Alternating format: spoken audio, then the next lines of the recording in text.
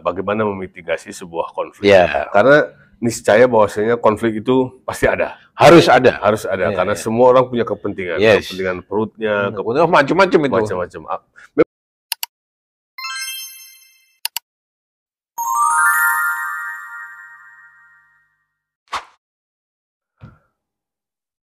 Oke, Pak Dr. Ubedillah, Ya. era 2025 ini, Iya. di mana era disrupsi, terus era kompetisi yang makin Luar biasa ketat, kompetisinya, ya. Di mana bahwasanya kebutuhan skilled people atau orang-orang yang memiliki skill itu, Ya. kompetisinya makin ketat, Makin tajam ya, dan ketat. betul.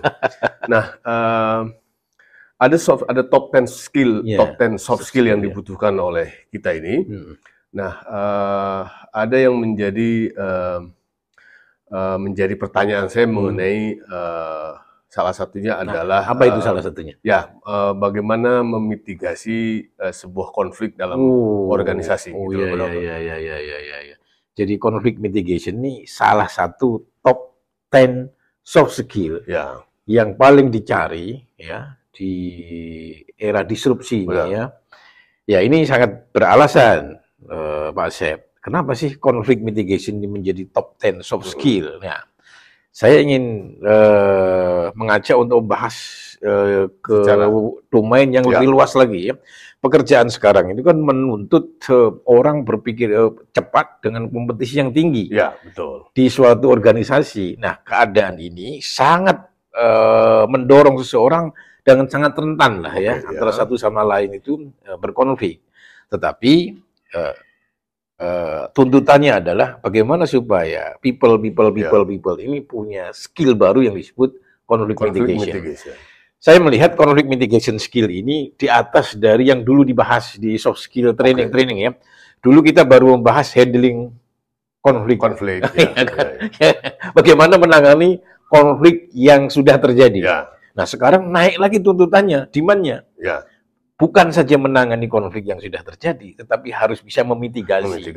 Inti dari memitigasi itu kan bagaimana seseorang mengidentifikasi sumber-sumber potensial konflik. Yang kedua, bagaimana mengurangi dampak konflik. Ya. Nah, yang ketiga ini tambahan dari saya, ini Pak Asep, ya. Bagaimana mentransformasi konflik itu jangan sampai berdampak destruktif. Betul. Kenapa begitu? Kan begitu pertanyaan. Ya, karena gini, Pak Dokter. Ya, konflik pasti ada. Yes. Konflik pasti ada. Pasti ada. Dan mitigasi ini kan artinya memang kita sudah tahu pasti ada konflik. Pasti. Dan mengurangi dampak. Mengurangi. Kalau perlu membelokkan. Kalau orang silat itu kalau perlu mengolah hal-hal buruk itu menjadi baik. Kan tidak semua kebaikan itu diolah dari kebaikan, Pak. Banyak sekali kebaikan itu yang dihasilkan dari keburukan. Namanya rahmat kalau di agama. Oke. Nah, saya setuju ucapan Pak Asep bahwa konflik itu pasti ada. Nah, di teori komunikasinya begini. Konflik is not choice. Konflik is not choice. Bukan pilihan, but consequence. Konsekuensi, ya, sebuah konsekuensi, ya. Jadi setiap kita berinteraksi dan berkomunikasi dengan manusia, pasti di titik tertentu ada konflik. Tapi konflik dalam pengertian ada gesekan dari perbedaan itu, ya. Yang bisa dipilih adalah skalanya. Nah, skala konflik. Ada konflik yang alami, yang memang wajar, nggak bisa dihindari, ya. Kita pernah berkonflik, walaupun udah lama. Tapi ada skala yang sudah tinggi, itu yang harus itu yang diperlukan mitigasi. Jangan sampai skala konflik destruktif, tinggi. Ya, misalnya di kantor itu ada istilah gini, Mas, ya. Konflik yang sudah tinggi itu tandanya ini satu, losing perspektif. Masa kehilangan perspektif. Pokoknya asal tahu dia itu muak aja. Jangan sampai, ya. Tanda konflik yang berskala tinggi adalah ketika kita telah mengalami losing perspektif. Kita sudah nggak bisa melihat kebaikan orang yang kita musuhin itu. Pokoknya kita taunya dia jelek aja. Pokoknya right atau wrong. Pokoknya dia jelek aja. Dia jelek. Itu namanya hilang keadilan. Disitulah konflik sudah mulai memburuk. Lebih buruk lagi ketika itu baku hantam. Lebih buruk lagi baku hantamnya lama, geng-gengan. Office politik kan ada itu. Pasti ada. Pak Ovid mengalami office politik nggak? Pasti ada. Salah satu pengalaman itu pasti masa ada. Lalunya. ada misalkan biasanya di organisasi itu misalkan pasti ada turnover ya, ada perputaran lah ya, misalkan yang satu keluar perusahaan untuk dapat yang lebih baik atau apapun alasannya, sehingga pasti ada orang baru di posisi tertentu, khususnya di middle level lah ya. Maka pasti akan bawa gerbong itu biasanya. Nah, itu umumnya terjadilah itu kelompok-kelompok office politik, office politik lah, kepentingan kelompok, kepentingan individu gitu ya. Sejauh itu tidak mengganggu kepentingan umum, kemaslahatan di organisasi itu kan itu alami, manusia lah ya. Faktor manusiawi yang nggak bisa dihindari. Ya. Tapi ketika itu sudah menciptakan dampak-dampak yang destruktif, misalnya gini. Dari office politik tadi Pak Asep, timbul nepotisme, pasti kan berbahaya. Ya betul. Atau timbul lagi ketidakadilan dalam memberikan judgement. Tuh. Misalnya ada orang baik tapi bukan karena gengnya dibiarin aja. Itu yang terjadi pada faktanya. Jadi pasti muncul dari masalahnya adalah nepotisme. Maka muncul favoritisme. Iya, benar. Right atau wrong, salah atau benar, pasti selama itu adalah gengnya, pasti dibela. Atau kalau bahasa yang biasa saya ungkapkan di warung kopi itu, pasti dia tidak akan menelan ludahnya sendiri. Karena untuk menjaga itu, pasti akan dibela nih, meskipun tidak perform, misalkan. Itu yang terjadi. Ya itu ya, kalau sudah konflik itu muncul kan dimulai dari salah satunya adalah nepotisme tadi. Sehingga ada favoritisme itu. Benar atau salah pasti didukung. Ada pun yang bukan kelompok. Ini kalau kita larikan ke petunjuk agama dan ilmu pengetahuannya, kita perlu membedakan mana membantu, mana membela. Kalau geng kita, ya kita bantu. Tapi kalau ketika dia salah, perintahnya kan ta'awanu 'alal birri wat taqwa, itu tolong menolong lah di hal kebaikan. Walaupun dia geng kita, tapi kalau dia salah, dia bisa kita bantu, tetapi tidak bisa kita bela. Kalau kita bela hal yang salah, kita keliru. Artinya sikap kita di kantor itu justru menciptakan chaos. Justru memancing konflik. Nah, gitu. Jadi kembali ke Pak Asep, bahwa konflik itu adalah konsekuensi dari interaksi. Tidak bisa dihindari. Yang bisa dikelola oleh manusia adalah skalanya. Rendah itu oke, terlalu tinggi tidak oke. Yang kedua, dampaknya. Kalau dampak itu konstruktif kan bagus. Misalnya gini, kan konflik itu terkadang kan bisa berdampak konstruktif. Akhirnya borok organisasi itu terbongkar karena konflik. Kan bagus itu. Itu positif berarti. Positif dong, gitu. Yang kedua, persaingannya sehat. Positif. Positif. Kamu, kelompok tim ini yang bisa mencapai titik tertentu dapat bonus ini. Yang lain kalau nggak mencapai tidak bisa. Berarti kan konfliknya konstruktif. Yang berbahaya destruktif. Salah satunya adalah losing perspective. Losing perspective itu. Bahkan gini Pak Syed, tapi ini rahasia antar kita aja ya. Benar-benar ya. Ketika kantor itu dikuasai oleh konflik destruktif, tamu yang datang ke situ itu terasa. Benar nggak? Pasti pasti terasa betul. Benar ya. Maksudnya hati kita bisa merasakan ini kantor penuh konflik. Penuh konflik. Penuh kepentingan, betul. Tapi kalau kantor itu satu sama lain itu harmonis, saling sinergis, support, kita sebagai tamu di situ itu pasti akan merasakan energi positif. Ada energi positif. Nah, misalnya saya tanya, ada Pak Asep nggak? Oh, karena harmonis. Oh, dia ada di sini, dia sini gitu ya. Oh, silakan duduk di sana, mau minum apa tuh? Kita di-treat sebagai tamu. Tapi kalau konfliknya itu sudah destruktif, sama-sama cuek kita. Gitu. Karena mereka orang itu saling menahan diri. Betul. Kira-kira gitu. Betul. Nah, sekarang gini Pak Dokter. Tadi kita bicara bagaimana memitigasi sebuah konflik. Nah, sekarang pertanyaannya bagaimana Pak Dokter? Kita bisa mengurangi konflik itu. Benar. Kalau kan ada dua nih Mas ya. Ada faktor manajemen dan ada faktor pribadi. Personal ya. Kalau manajemen solusinya adalah langkah-langkah manajemen. Satu, harus menegakkan fairness and keadilan. Jadi satu fairness dan keadilan. Tugas leader di suatu organisasi mau dari tingkat RT sampai presiden adalah fairness itu. Cuma dua sih, Pak Syed. Pertama, bagaimana menggunakan resource untuk mencapai tujuan. Dananya orang. Yang kedua, menegakkan keadilan, titik. fairness itu. Pak Prabowo pun itu tugasnya. Bagaimana menggunakan Indonesia yang sehebat ini human resource untuk ini, mencapai tujuan-tujuan bangsa. Yang kedua, menegakkan keadilan. Oh, gitu. Betul. Orang, ini bicara Pak Prabowo, misal contoh ya, kampus banyak, tapi orang miskin nggak bisa ke kampus, namanya bukan keadilan. Ya. Kampus kita tuh lebih banyak dari Cina dan Amerika loh, dibanding jumlah penduduk. Ya, yang mampu. Tetapi yang mengakses kampus kita cuma segelintir orang. Gitu. Berarti negara ini pernah menggerakkan resource untuk mendirikan kampus, tetapi tidak menegakkan keadilan. Yang nyampe ke kampus nggak sampai 20% dari penduduk ini. Oke. Nah, di organisasi kantor pun sama. Mungkin ada kantor yang hebat dalam mengoptimalkan resource-nya ya. Dia bisa untung dan seterusnya. Tapi dia lemah di keadilan. Mungkin ada kantor yang sudah adil tapi nggak hebat di menggunakan resource. Nah, dua ini harus tepat. Menegakkan keadilan dan mengoptimalkan resource. Itu tugas manajemen. Intinya Pak Dokter, tugas manajemen. Salah satu tadi yang Dokter bilang itu adalah bagaimana memberdayakan resource. Nah itu kan pasti ada kiatnya bagaimana untuk meningkatkan resource itu. Salah satunya mungkin yang saya tahu itu adalah pelatihan. Pelatihan itu sebenarnya pendukung. Yang utama performance target. Sebagai tim, misalnya Pak Asyaf, apa nih target tahun ini yang sudah dikasih organisasi apa? Ya, misalkan melakukan penjualan, misalkan penjualan naik, ya kan, atau apalah gitu ya, atau kepuasan pelanggan. Kalau organisasi itu tidak memberikan target achievement yang naik, yang progresif, anak buahnya letoy. Betul. Gosip aja kerjanya. Ya adalah gosip ya. Betul kan? Betul. Tapi kalau dikasih yang progresif terlalu rendah nggak bagus. Nanti menyepelekan. Terlalu tinggi nanti menghayal. Ya, jadi yang progresif. Itu yang memberdayakan human resource itu. Iya, human resource. Yang kedua, perlu ada pelatihan. Kan cara mengoptimalkan sumber daya kan. Pertama kasih target yang lebih tinggi. Yang kedua, pelatihan. Yang kedua, evaluasi, feedback dan seterusnya. Sebetulnya tiga itu kan.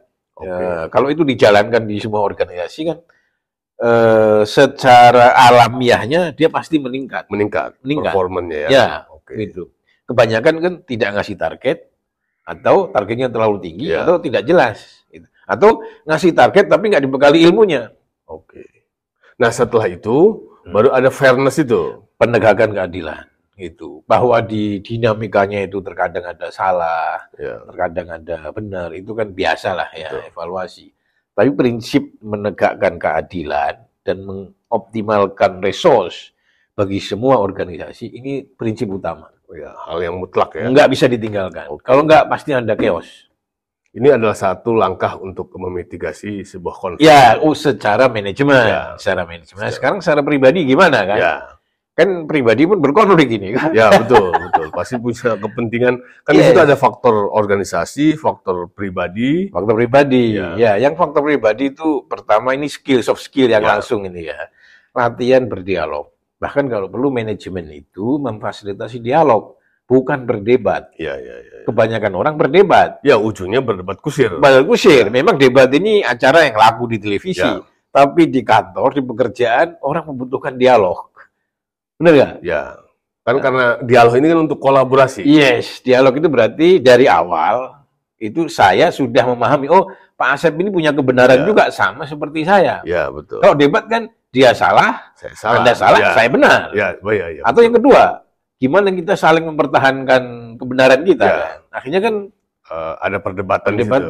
Tapi kalau dialog, apalagi kantor bisa memfasilitasi dialog, you punya pendapat apa, you punya ini. Nah, itu akan memudahkan proses mitigasi di level personal, dialog gitu ya. Yang perlu dihindari itu kan ini ngomongin di belakang, ngomong di belakang, tapi tidak muncul solusi. Nah, bisa hilang losing perspektif. Kan proses kehilangan perspektif berawal ketika orang menemukan kesalahan di orang lain, lalu tidak pernah diomongin. Orang lain pun nggak berubah dengan kesalahan, juga nggak pernah kita omongin. Ketika itu terjadi 180, 230, 500 kali sampai 1000 kali kan menggunung akhirnya kan. Betul. Menggunung kan. akhirnya kita kehilangan perspektif mengenai orang. Ini kalau sudah kehilangan perspektif itu berarti sangat berbahaya nih. Sangat berbahaya. Tapi kalau di manajemen kan gampang, karena kan dibayar orang kan gampang, tinggal diperbarui lagi, refreshment lagi.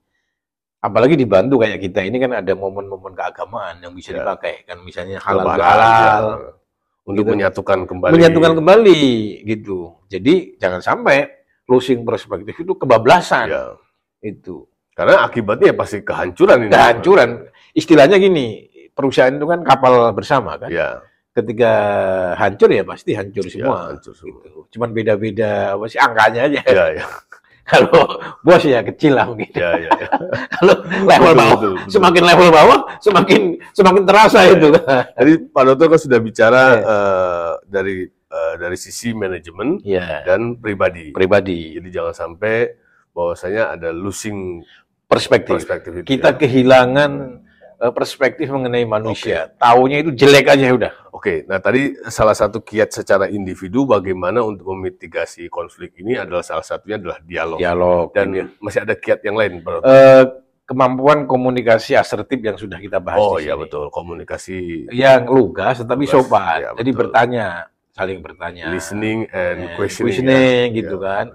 Itu budaya-budaya yang perlu dibangun. Maksudnya manajemen tidak bisa cuek di sini karena apa yang terjadi kepada seseorang berdampak kepada organisasi kan kalau itu banyak. Nah yang terakhir tuh gini, untuk individu kita perlu memahami feedback atau koreksi itu sebagai secara profesional aja, tidak usah terlalu personal. Nah, sebaliknya orang yang ngasih feedback pun atasan atau siapa itu perlu menghindari jangan sampai mengadres catatannya itu ke person. Tapi ke performance atau ke proses pekerja. Nah, gitu. Jadi tidak ke individu. Tidak ke individu. Bayangin Mas ya, maling sampai ada anekdot gini. Manusia itu 1 banding 10.000 loh. Nyalain orang dan benerin dirinya sendiri. 10.000 benerin dirinya sendiri. 10.000 nyalain orang dan 1 baru nyalahin diri sendiri. Bayangin itu. Itu kan anekdot. Maksudnya itu gini, pencuri aja. Dia ngamuk kalau kita katakan pencuri kan. Gitu. Itu pasti dia besarnya ego manusia itu ke dirinya itu kan. Pasti akan nyari pembenaran. Pasti akan kenapa saya mencuri gitu loh. Padahal dia salah gitu.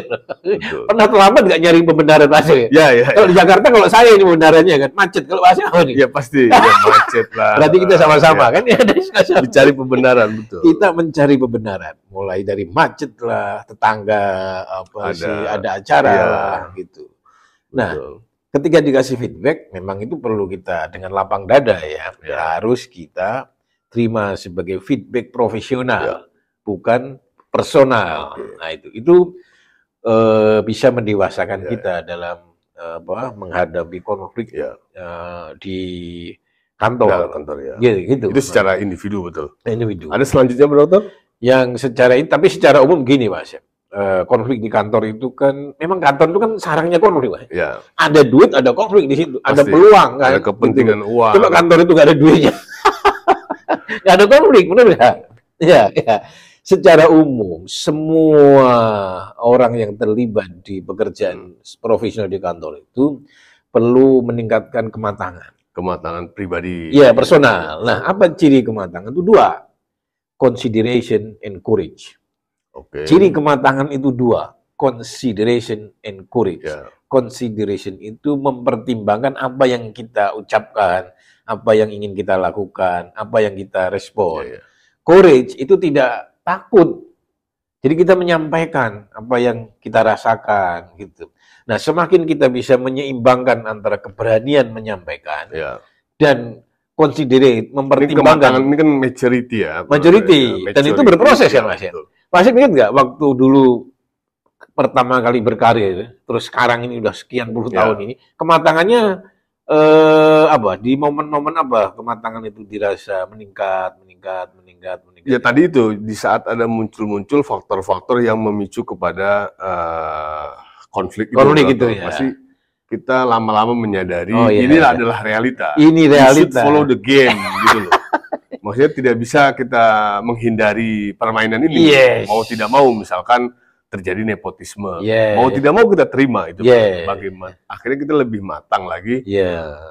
Biarlah waktu yang akan menjawab misalkan. Atau tapi biasanya kalau terjadi hal-hal nepotisme ini kan kadang-kadang muncul keputusan yang prematur, kebijakan yang prematur misalkan. Nah, bagaimana kita menyikapinya? Ya, itu kan secara. Padahal secara umumnya biasanya karyawan itu pasti to be calm, lebih kalem saja sudah hadapi, tenang, diam, atau ambil sikap yang memang lebih misalkan lebih ekstrim, tetapi misalkan ada akhirnya terjadi turnover, misalkan orang itu pindah hijrah ke tempat lain segala macam-macam lah benar. Tapi intinya kan demi kebaikan individu juga. Jadi matang kan. Orang matang itu berpikirnya gini. Pertama saya ubah realitas. Kalau saya nggak mampu, saya ubah diri saya. Simpel itu kan. Betul. Ya, atasan bisa ngubah realitas, bisa ngubah aturan main, ya ubah aja. Tapi kalau kita bawahan kan nggak bisa ngubah aturan main kan. Kita ngubah diri kita aja. Nerima atau menerima secara baik. Ya, betul. Cuma dua itu aja. Latihan mematangkan itu. Kalau idealnya mengubah realita. Realitas itu kita ubah. Nggak sanggup, ya ngubah diri kita aja, aman udah. Jadi itulah yang disebut dengan consideration and courage. Harus ada kejantanan kayak gitu. Itu latihannya supaya kematangan kita dalam menyikapi kantor yang tidak sempurna itu juga oke. Kembali lagi Pak Dokter ke pembicaraan kita tadi itu tentang bagaimana memitigasi sebuah konflik. Karena niscaya bahwasanya konflik itu pasti ada. Harus ada karena semua orang punya kepentingan, kepentingan perutnya, macam-macam itu. Macam-macam. Memang pasti gini, kalau bahasa saya itu selama itu urusan perut, pasti orang akan rela mati. Rela mati. Kan kebutuhannya apa sih? Kalau di teorinya Maslow itu yang paling dasar kan ya sandang, pangan, papan. Betul. Ketika orang kebutuhan dasar itu sudah masuk, sosial, harga diri, rasa aman, gitu kan. Tapi yang paling tinggi itu semua kebutuhan untuk berprestasi. Berkontribusi dan berprestasi.